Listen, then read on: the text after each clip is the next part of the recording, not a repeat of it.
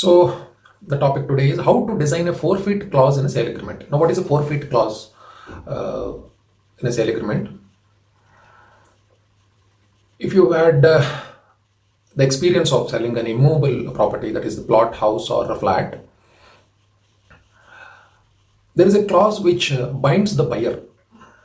Now, the general procedure for sale of immovable property is that the buyer pays some advance. For example, if the value of the immovable property you are proposing to sell is around 1 crore, then the buyer may pay an advance of 10 lakhs or the buyer may pay an advance of around 50 lakhs. It all depends upon the mutual negotiation between the buyer and the seller.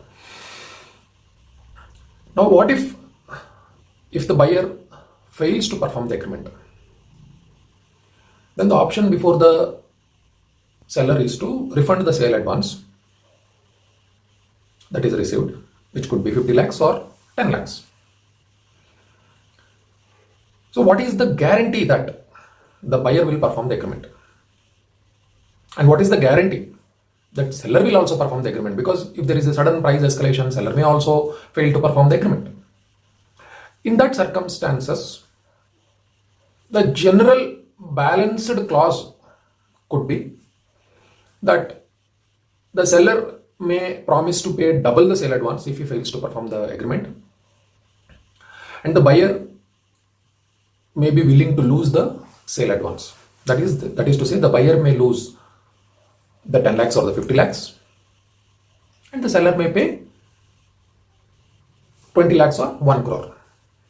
So that will be the meaning of the clause if buyer agrees to forfeit the advance amount and the seller agrees to pay double the advance amount if he fails to perform the agreement. Now, this is what will be written in the sale agreement, but very rarely this is put or pressed into action. Generally, people come to court. Now, it is the burden of the court to deliver justice. Now, what is justice? They both agreed. Buyer and seller agreed. Now, how to deliver justice? If buyer fails, how to deliver justice? Or if seller fails, how to deliver justice? It will be the crucial question before the court. Now, what does the court does when this kind of clause is inserted into the sale agreement and that comes to the court? Court will look into the intention of the buyer, intention of the seller. Now, let us limit this video to the intention of the buyer. Now, the intention of the buyer when he is paying 50 lakhs out of the total sale consideration of 1 crore, 50 lakhs as sale consideration or part sale consideration is different. The intention of the buyer is different, and the intention of the buyer is different when he is paying 10 lakhs. When he is paying 50 lakhs, the intention of the buyer is to complete the agreement, to perform the agreement. Money balance amount may not reach in time, that is a different question. But the intention is to complete the transaction, perform the agreement. But the intention of the buyer when he is paying 10 lakhs is not so crystallized to buy the property. He is trying to play the game. Maybe it is a contingent clause. Maybe he is taking a chance that if he receives the balance sale consideration, he is trying to go ahead with the transaction. Otherwise, he may be willing to forfeit the 10 lakhs. So the intention of the buyer when he is paying 50 lakhs and the intention of the buyer when he is paying 10 lakhs is totally different. This is what court will look into. The intention of the buyer when he is paying 50 lakhs is to complete the transaction, and the intention of the buyer when he is paying 10 lakhs is understood and interpreted by the courts as performance guarantee. It is not a sale consideration. It will not be interpreted as a sale consideration. It is earnest money. It is a guarantee that is given by the buyer to perform the agreement. It is interpreted and given a name of performance guarantee. Now, this all happens in the court. Now, if you want to escape this interpretation of the courts, because once case is into the court, it is in the hands of a judge. It is your destiny will be decided by some judge, and you will be the victim of his maturity. Nothing can be done in this. No matter the advocate may try to inform the law, at the end of the day, it is the judgment that is to be delivered by the judge, and it depends on his maturity and understanding of the law. Now, what is the remedy for this? Why should you place your case before the judge? Why should you be the victim of a court decision?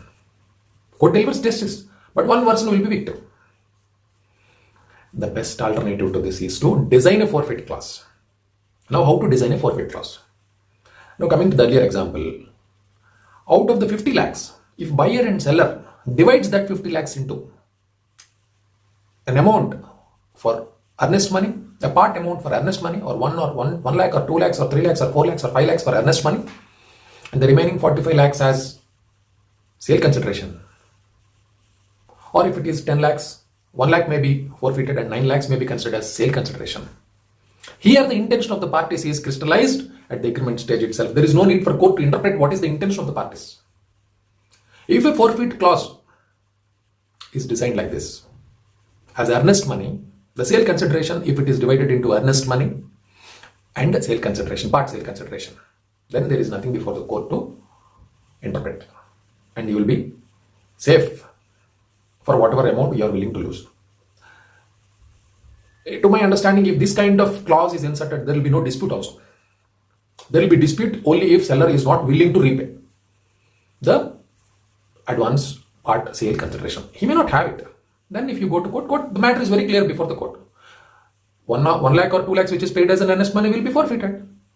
Though buyer may claim the entire money, because as an advocate we suggest to claim the entire money. But court will have a clarity because the intention of the parties is crystallized. Hope you understood what I am trying to say and how to design a forfeit clause when entering a sale agreement. If you follow these steps, you will not suffer and become victims in the court process. Thank you. Thanks for watching. If you have any doubts, kindly comment.